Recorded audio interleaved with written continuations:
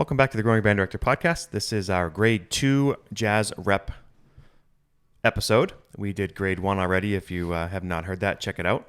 But I'm here with Terry White. Terry, thanks for being here. Oh, looking forward to it. I think it's important for the people to understand you can take these charts and make them work for your special situation. Not everybody has all the bells and whistles or all the players, so don't be afraid to take the chart and you're not rewriting it, you're just making it work for yourself. Yep. So the first chart we're going to listen to is by great writer Rick Stitzel, and this is C Jam Blues, the original Ellington tune, which of course is not in C, it's in B flat. Right. Okay, here's C Jam Blues.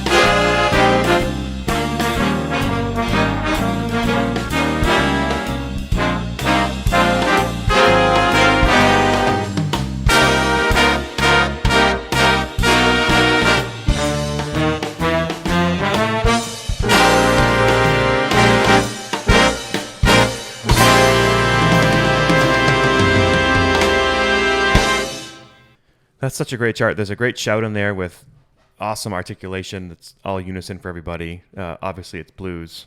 And what I love about that chart is you can do it with as little as 3 saxes, 2 trumpets, and 1 trombone. And he's written some great licks in there that it's important for the kids to hear. We want kids to learn how to improvise, but sometimes they just don't know what to play next. And start with some of those ideas. Do, do, do, do, dum. That would work great. This is a case, too, where I think they've written the bass part in the left hand on the piano.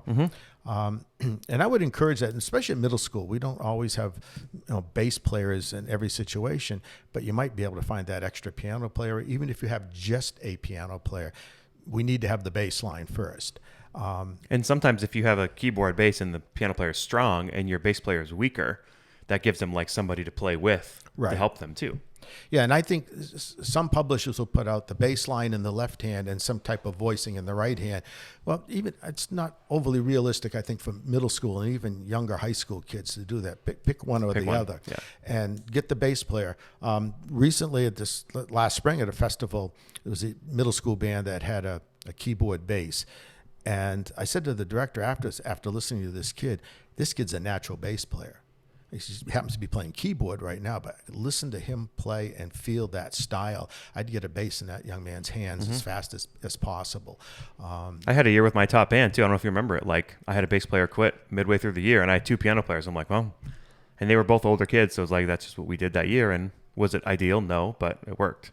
I mean, there were many circumstances where I'm adjudicating festivals, especially middle school level, and because of the setup, I can't really tell whether they have a bass player or they're using keyboard bass. Yeah. They get a really nice setting, and the bass player playing keyboard thinks like a bass player. Yep. Not like a keyboard player. Yep. And it's like I'm standing up trying to look around and see if, because you want to make an appropriate comment on that.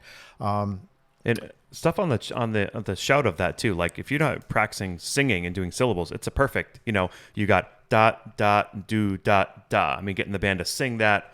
Everybody has it. Playing it together. It's just a way to get them to swing. And if you have a bass player on this particular chart, now you go back to the piano part. Well, it's just right hand. Mm-hmm. Well, you take a few minutes and add some notes to the left hand. We've talked about this in other episodes.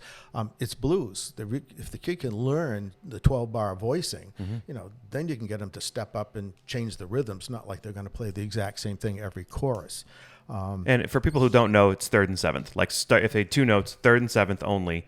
And then sometimes it's overwritten. Sometimes it's not usually underwritten. Yeah, that's true.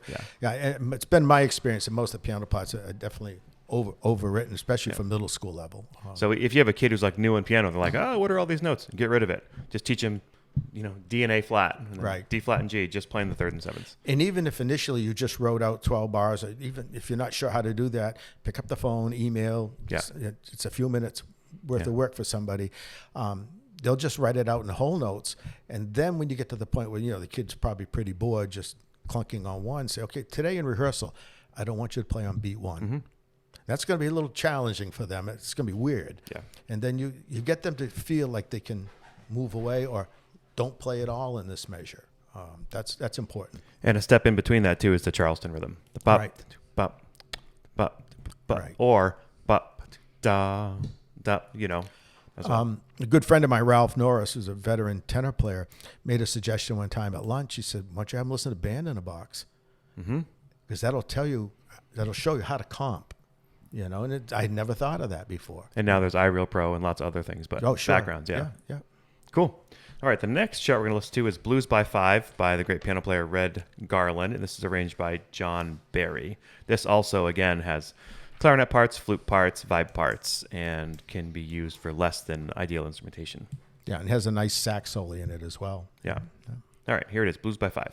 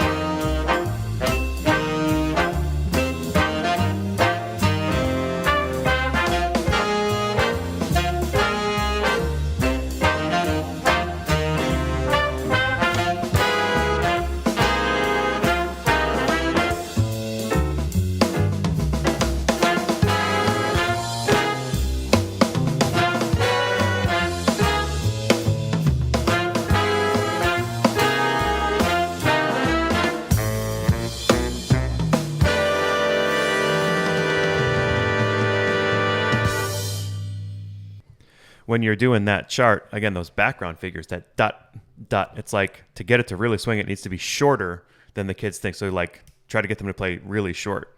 Yes, and articulate. A lot of times kids will play notes short, but they don't tongue them short. Yeah. And that's one of the things I try to emphasize when I do my adjudications, And there's some inconsistencies amongst publishers too. Some publishers, if you have the dotted quarter eighth, dot, sometimes a publisher will write a staccato on that eighth note, and I've always learned that to be a dit. Yeah. I would prefer a dot or even an accent. But what's important is that it ends in T. Right. It's not da, which is a classical. Right. But And dot. saxophone players tend to be notorious about not wanting to tongue certain things. Yeah. You know, brass players that tend to pick it up a little. Articulation's everything. Right. If you think your band's really good but doesn't sound like that, it's articulation. Right. Yeah. All right. Next chart we're going to listen to is, I will probably say, my favorite chart ever. This is a Doug Beach chart called Fat Cat, and this is a contrafact on, I think it's Groovin' High. No, not Groovin' High. Sorry, Groovin' Hard, the Don Menza tune. Yeah. And maybe it's because I've had some fat cats in my life, but I love this chart. Like, there's so much teaching in it. There's dynamics. There's unison articulations. Kids love it. The brass get to be really punchy. Again, if you're doing Groovin' Hard, there's the Peter Blair arrangement and Dave Bardoon arrangement. There's different levels of that tune. Is the Don Menza Right, arrangement. like the original one. Right. So I like, and I'm usually somebody who really likes the original tune better. But for some reason, in this case, I just like Fat Cat.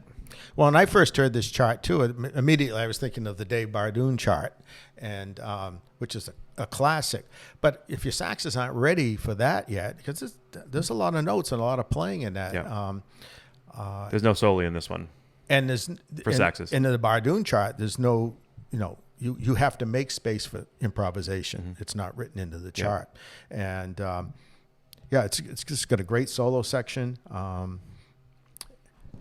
And if you don't have the saxes that can pull off the Bardoon chart, this is a great option. Yeah. And this is a middle school chart, but also a high school chart. And Oh, sure. it's just great. So here's Fat Cat.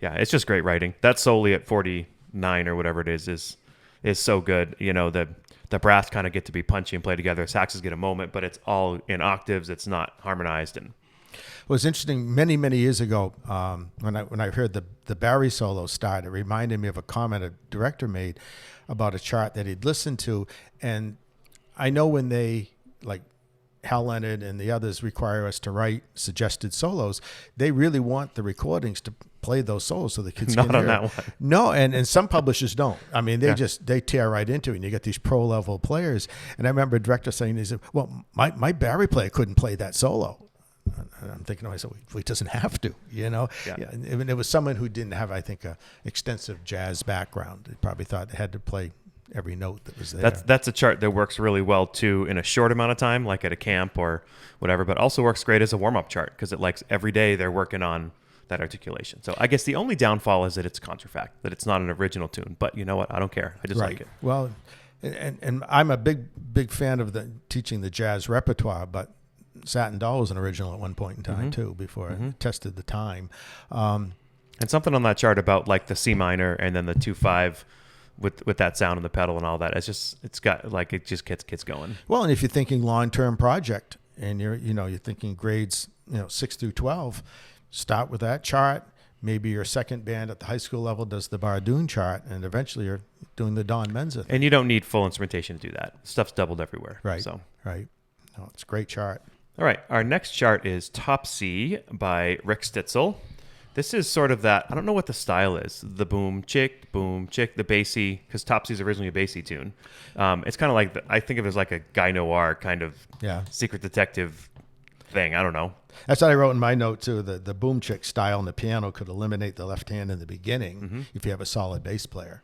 Yeah. But it's one of those, like, I think it's written correctly. Yeah. Like you look at it and you're like, oh, that's kind of cheesy. But if you listen back to the original bassy chart, right, that's the feel. Sure. Like the two feel. And my wife's done this chart a couple times. She loves it. Very playable. Again, you can do it with one trombone part, 2 trumpet parts, and even then you probably don't need them all. Three saxophone parts.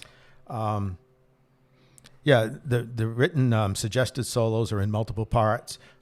Students only improvise on the A section. They don't improvise on the bridge. It can be put together definite limited time. And there's several charts on Topsy out there. And I think over time, more recent charts are looking at the practicality of rehearsal time and the talent level you might have, so that make it much more accessible. It's more important the kids learn the tune, So yeah, here's Topsy.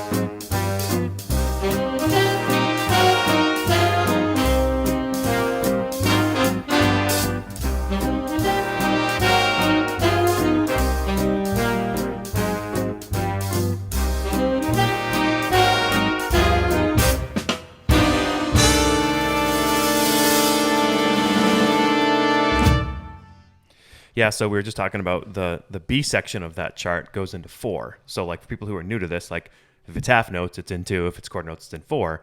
And if the bass part is half notes, then the cymbal part, I mean, it's not always written on that chart, should also line up with that ding, the ding, right, the ding. And then the B section of that goes into walking quarter notes, and that's where the style would change in the rhythm section.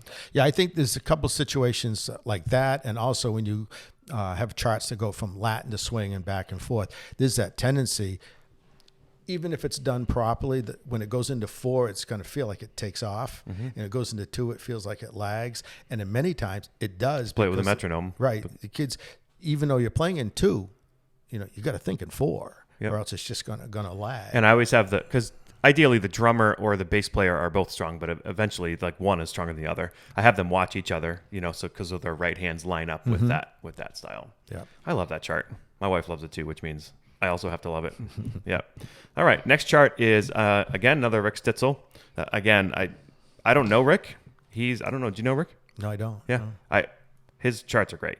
They're not all easy level, but we have a number on here that are just great. So this one I love. This is Come Fly With Me. Obviously a great vocal tune, Frank Sinatra and all that. But what's interesting about this one is it's all ensemble stuff. Again, clarinet, flute, vibes, all the things. It's all ensemble. There's no solo section. And it's a great opener. People know the tune, swings out the door, and a lot of unison rhythmic stuff. Yeah. If you wanted to do this tune, but you felt, geez, that's probably not appropriate for a festival. Well, cabaret style, senior citizen night, things like that. This is just a classic. And this is one of those charts that, well, since Sinatra did it, why would anybody else, but it's well worth the effort. Well, when you do a chart like this, you then have them listen to Frank Sinatra and the Basie Band, and there's so much history and story that goes back to that. But and you can also, I haven't done the research on this one, to be honest with you. I don't know what the vocal range is like, but this is one of those tunes like get a kid to sing over it. Sure. I know I made note too that it's an AABA form, but the A sections are 12 bars and the B section 16. That's the kind of thing. Don't say anything about it. Just let the music speak for itself. And people might notice, might not notice. But if you try to get too academic about it, the bridge is 16. It's just going to be natural. I've done this chart a bunch of times. I never even realize that. Yeah. I just follow the tune. I don't know. Right. Yeah. All right. Here's Come Fly With Me.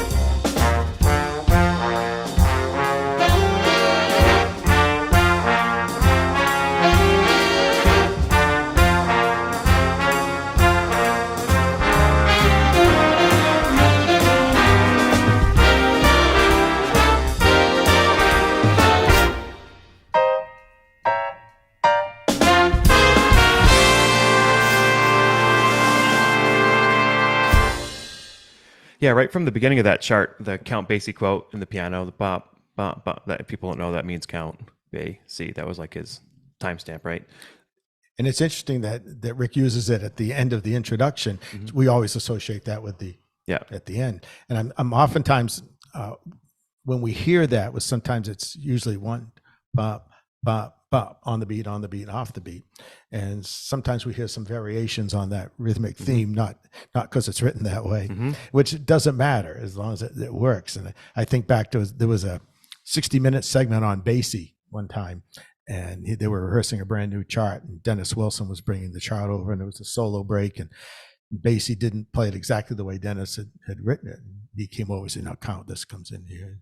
And Dennis walked back to his chair. You could hear Basie mumble, "Don't matter how it's written, I'm going to play it the way I want to play it." And That's okay.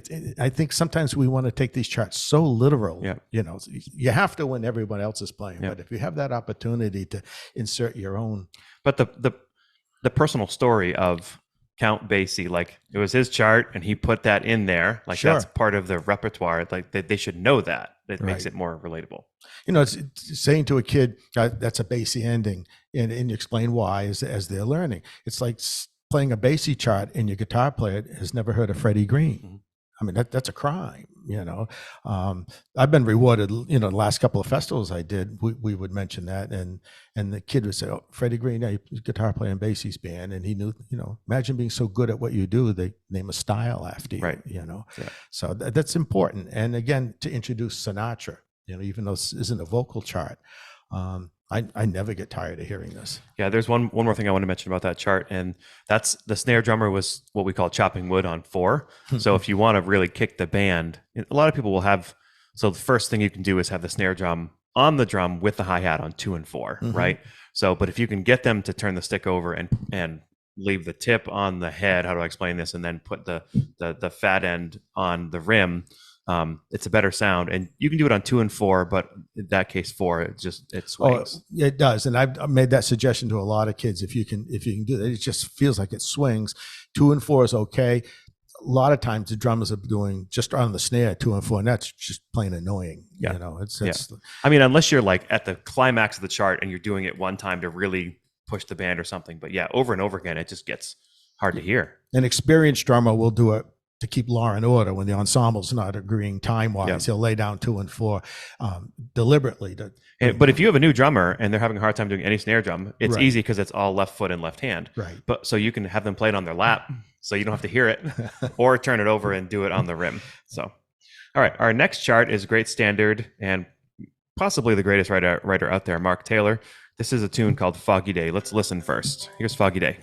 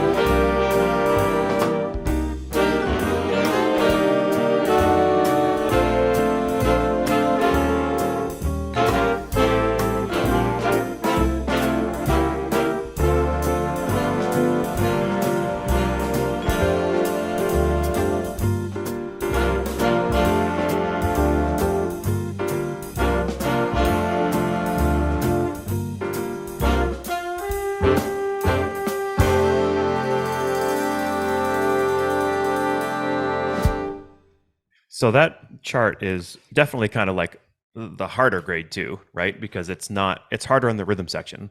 There's like lots of stuff happening in bass and drums, and then the guitar, especially, like there's a lot of chords in there, which I'm sure you can leave some out, but the improvisation thing, again, there's a written thing, I would say, based out on the melody. Again, when you're doing a tune like that, it's different from doing a blues. You know, if you have a good high school jazz band, I don't mean good from a technical standpoint, but they just sort of can put things together. This is a great chart. You could warm up with this. Have it in your book for those moments when, hey, can the jazz band play tomorrow? And all you've got is, a Buddy Rich and 3 Maria Schneider charts that aren't exactly going to fit the bill for senior citizens. You could just pull this chart out. It's laid back. It's the what we used to call it the non-volume type of approach to. And I would say too, Mark Taylor has never written a bad chart. If he does, he's keep it in his basement because and he's such a nice dude. He really is. I've met him on several occasions at the various conferences, and he's so gracious. He's a class act all the way around. Yeah. All right, we have 2 more charts here on this episode. This next one is a Terry White chart. Again, one of the best tools I found to teach this is a walking ballad, correct? This is Misty. Great tune. I've actually found a lot of kids who I've had who've worked on this. They call this is it a grade 1 or 2? I don't know. I think it's a red cover, right? It is a red cover. It's not for the faint of heart, though. This is a harder chart than it seems. I would call this a hard 2. Yeah, it's when it was assigned to me, because my first response to Pete was, how can you do this at grade 1? We can't write triplets, and you'll figure it out. And it's a special tune for me because it's my wife's favorite song, and it was our wedding song. So I really wanted to do it justice. And every time I've heard it played, they've done a great job with it. But this is a case where you can look at this chart.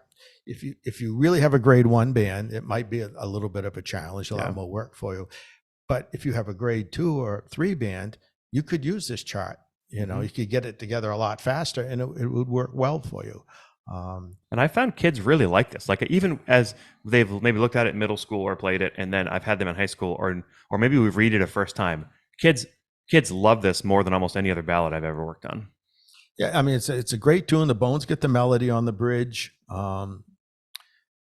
Brief written solos for the alto and trumpet, written out suggested solos, and the modulation to F at the end gives it a little bit of a lift. And I even made a note here that it's closer to a grade 2. But I mean, trying to grade charts is, we're not grading eggs here. I mean, there's some gray area in between. You just have to use your best judgment. And I don't know any adjudicators that sit at a festival and think, oh, that's a grade 2 chart. A lot of them don't really know what level it's technically advertised as. So there's a lot of high school bands where this would be a great middle tune for their I think so. Their festival shows. Yeah.